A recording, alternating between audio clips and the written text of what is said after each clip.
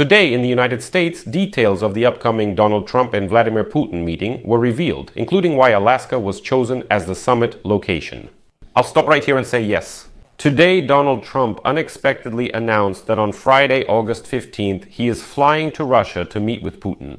I'm inclined to think that this was a slip of the tongue for one simple reason, because after that. At the press conference, Trump states that he is very glad that it is Putin who is flying to America to meet them and not the other way around, with Trump having to fly to Russia.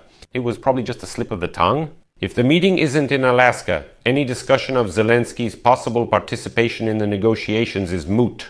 Conversely, the Alaska meeting topic hasn't been cancelled. The White House also admitted it partly fell into Putin's trap.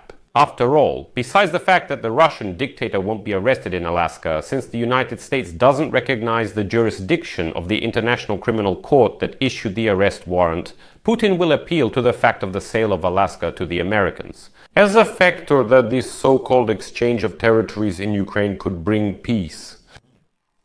And now this argument is being actively pushed by Russian propaganda, even though Trump is sure that he won. Because Putin is flying to him, not vice versa. On the other hand, the Kremlin has already symbolically invited Donald Trump to Vladivostok and hinted that in this border city they could discuss future economic cooperation. And now, for Putin, this is an opportunity not only to end the war in Ukraine on his own terms, but also to split the Western security alliance. In Europe, people are not at all enthusiastic about such plans from Trump and Putin. My name is Alexei Pecci. Today is August 11th. Now let's discuss this whole topic together, but before we start, I ask you to subscribe to this channel, like the video, leave any comment, and be sure to subscribe to my Telegram channel, Pecci News. The link to it is in the description of this video. And at the beginning of this episode, I want to immediately apologize for my hoarse voice. Unfortunately, I got a little sick, but I couldn't. I couldn't leave you without this information, which is changing almost every minute right now. So Donald Trump says that he plans to meet with Putin in Russia. That's the kind of statement he suddenly made today. It's embarrassing for me to be up here. You know, I'm going to see Putin. I'm going to Russia on Friday. I don't like being up here talking about how unsafe and how dirty and disgusting this once beautiful capital was.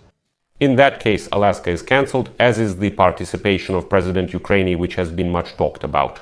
Or did Trump get something mixed up again, and will we soon see a denial? In fact, we saw it almost immediately. Those who watched today's press conference, I will release a separate episode about this press conference.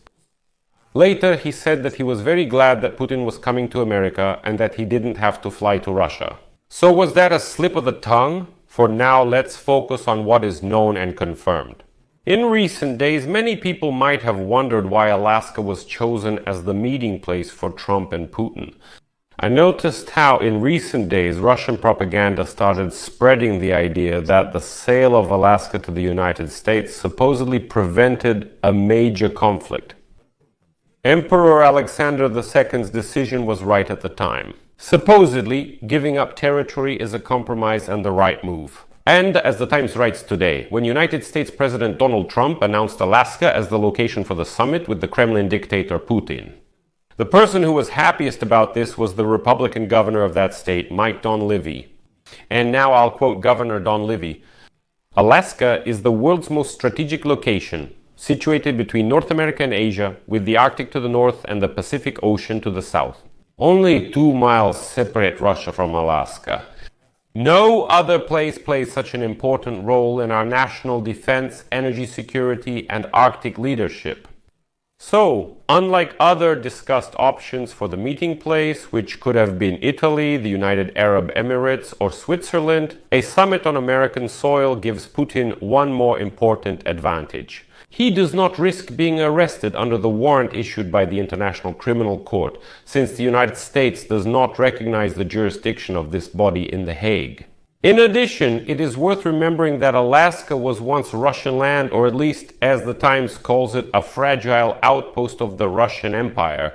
And further, the media write that, since the upcoming summit will most likely discuss the so-called exchange of territories between Moscow and Kiev, Putin will have a reason to recall the decision of his distant predecessor, Emperor Alexander II, to sell Alaska to America in 1867 for $7.2 million. In fact, by the way, that's 2 cents per acre of land. And now I'll quote the Times. Since ancient times, the choice of meeting place for rival emperors, kings, and military leaders has had enormous symbolic significance. This was especially true for meetings between United States presidents and Soviet and later Russian leaders. Well, now Putin will supposedly appeal to the fact that exchanging territories isn't that scary if it leads to peace. Alaska was reportedly given to the Americans and nothing bad occurred. So why is Ukraine so stubborn about giving up its territory to some wild, savage aggressor?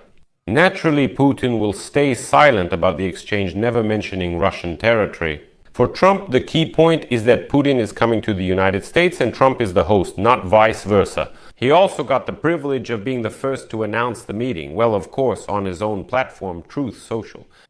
The Kremlin soon confirmed the summit, calling the choice of Alaska quite logical and inviting Trump to a return meeting in Russia, in Moscow, or possibly in Vladivostok. There, according to the Russian side, the leaders will be able to discuss economic cooperation in the border regions. Well, that means Alaska and part of Russia. Russian state media predictably called the meeting a triumph for dictator Putin and supposedly a harbinger of defeat for Ukrainian President Volodymyr Zelensky, who was excluded from the trilateral format. Today, by the way, Trump did say that he doesn't plan to invite Zelensky to a meeting with dictator Putin, but he said that in the future we might organize such a format. Although now there are still some hints that, unlike the information in Russian media, the United States might actually consider inviting Zelensky to Alaska. They say public statements may differ from what actually happens. Well, at least that's what one high-ranking White House official said. But still, it's not yet known whether Zelensky will eventually come to Alaska. At the same time, a representative of the United States administration says that it's absolutely possible. National Broadcasting Company News notes that when asked whether Zelensky was officially invited to Alaska, a senior White House official responded, quote, "The president remains open to a trilateral summit with both leaders. Right now, the White House is focused on planning the bilateral meeting that President Putin requested." Well, cable news network claims that this bilateral meeting in Alaska is leading to a slow defeat for Ukraine. Kyiv and its European allies reacted with horror to early ideas from Trump's envoy Steve Witkoff suggesting that Ukraine should give up the remaining parts of Donetsk and Luhansk regions in exchange for a ceasefire. And unfortunately, it seems that Putin managed to persuade Donald Trump. Not long ago, at the end of July, the Kremlin dictator Vladimir Putin was on the verge of, as they say, losing any connection with the President of the United States. The only Western leader who might have been ready to help Putin achieve his goals in Ukraine and fulfill his long-standing objective, that is, to destroy the European security system. After months of trying to convince Putin to stop the war, Trump got tired of these useless calls and negotiations and started pushing for war. Even worse for Putin was that Trump seemed to have finally established a relationship with Ukrainian President Volodymyr Zelensky, despite that argument in the Oval Office earlier this year. So Putin slightly changed his tactics. Despite previous refusals by Russian officials to negotiate on territorial issues in the war against Ukraine, at the latest meeting in the Kremlin, Putin gave Trump's special envoy Steve Witkoff the impression that now Russia was supposedly ready to discuss territorial deals. And as Trump stated, quote, "We'll get something back and we'll swap some things around." There will be a territorial exchange for the benefit of both sides. What exactly it will be is still unclear, we don't know yet. So does that mean Trump now believes in Putin's sincerity and is ready to make a deal that's not beneficial for Ukraine at all? But since Trump urgently needs to end the war at any cost, tensions between Washington and Kiev have flared up again. Right now, few analysts believe that the Russian dictator will be ready to end the war by settling for just this territorial deal, this exchange of territories, as Trump calls it. Putin has stated he wants a formal guarantee that Ukraine will never join NATO or similar alliances. No Western military alliance will station troops or build military capabilities on its territory that threaten Russia. That means it will always be vulnerable. We're now in a tough situation, which the New York Times today describes as the main thing for Russia is dominance. One of the scenarios with which Putin will arrive in Alaska is a favorable deal with Trump, which the United States president will be able to impose on Ukraine. or a favorable deal with Trump, which Zelensky will refuse to accept, as a result of which the United States will withdraw its support for Ukraine. The third option, according to experts, takes into account the continuation of the current course for another 12 to 18 months, relying on Ukraine depleting its personnel and resources before Russia's military economy does. Putin understands that Trump is ready to offer something that few American leaders would agree to. And this could help Russia split Ukraine and weaken the Western alliance. If they manage to get Trump to recognize Russia's claims to the lion's share of the seized territories, knowing that Ukrainians and Europeans will not agree to this, it will drive a wedge between the United States and Europe in the long run.